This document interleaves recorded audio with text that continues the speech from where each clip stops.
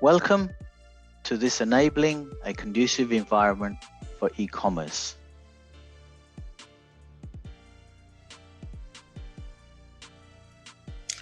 The executive summary.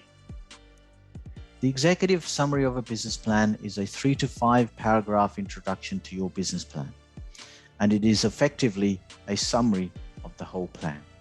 The executive summary is critical because many individuals, including venture capitalists, only read the summary before making the final decision. The executive summary includes the sections below. A first paragraph that introduces your business and what it is about and the problem you're trying to solve. Your business name and location. Where are you located physically and where you function? A brief explanation of customer needs and your products or services. What will you provide in terms of services or products to your customers, in other words? The ways that the product or service meets or exceeds the customer needs. How will these products and services meet the problem that you have identified earlier? An introduction of the team that will execute the business plan. In other words, who will deliver on these promises that you are making?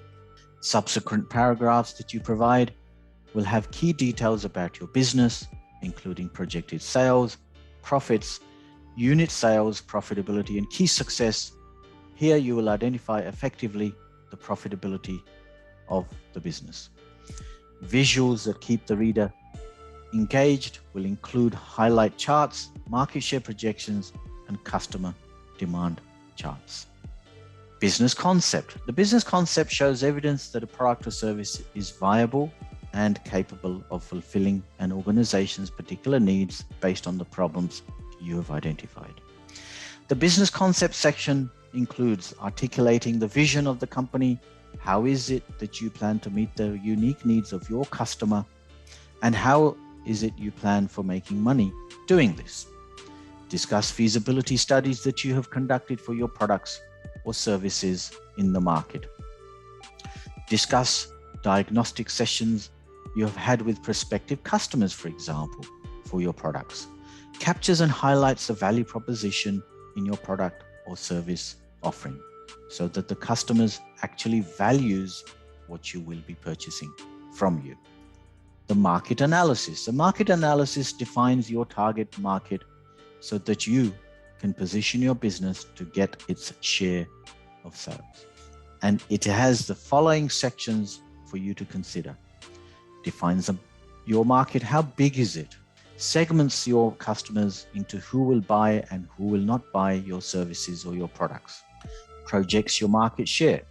How many of each segment will buy the products that you are trying to sell?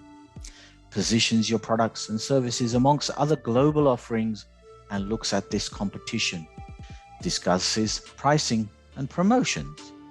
How will you price your products and how will you promote it to the market that you have identified? Identifies communication, sales channels that you will distribute your products to, and the distribution channels that you leverage as part of your partner network in the field should you need geographic reach. Competitive analysis. A competitive analysis can make or break your venture because it determines who else is performing in your particular market and how you will position your product alongside other products in the market. Who else is a direct competitor because you do not want to be offering the same service at the same price, so you need to identify and understand who else is offering the same products in the market. Who are the indirect competitors so that you know who else could provide the particular product in your market. Substitutes that you do not offer similar products to today, but could offer them in a future point in time is very important for you. Your positioning in the market basically means where you will target your products and services and hence differentiate from the competition. Key differentiation could be on price, offering, features. These need to be considered so that you can articulate this to the market as well as to be able to provide this differentiated services to your customers.